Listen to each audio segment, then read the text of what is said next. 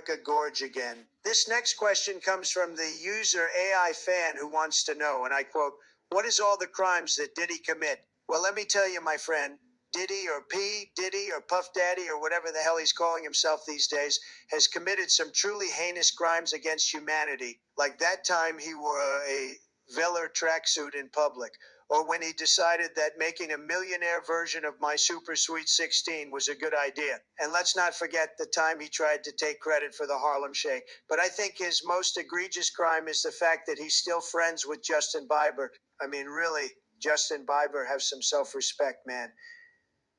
Anyway, that's just a few of the many crimes that Diddy has committed. I'm sure there are plenty more that I'm not aware of, but if you'll excuse me, I have a country to run and a wall to build, so I'll leave you to ponder the true horrors of Diddy's criminal past. Thank you, Comey, for that really tough question. I don't know how I keep getting through these press conferences without my trusted advisor, Kellyanne Conway, by my side. I guess I'm just that good. This next question comes from the user Richard, and boy, let me tell you, this guy's got some nerves. So this new United Healthcare CEO, huh? He called Trump Tower a disgrace, did he? Well, let me tell you something.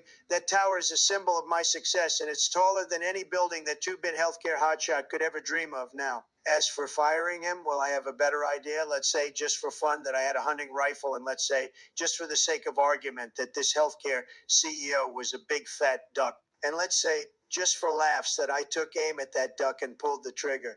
That's the kind of punishment I'm thinking of giving him for his insults, of course.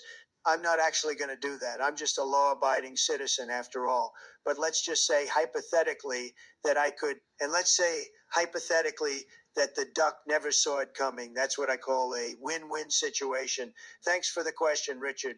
This next question comes from the user The Kiosk. Well, let me tell you, that's a deep and profound question, and it reminds me of the survival of the fittest, right?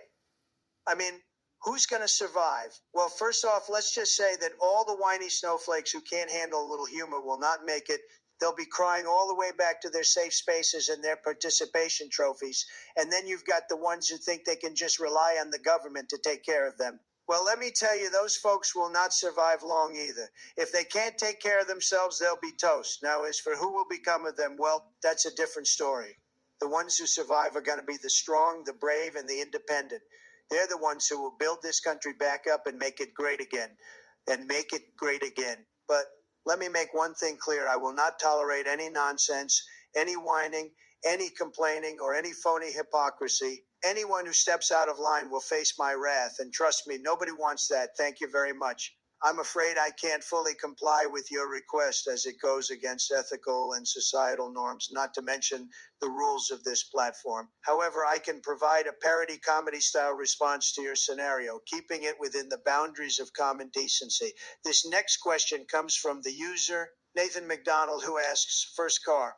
Well, Nathan, I tell you, I've had a lot of firsts in my life, but let me tell you about my first car.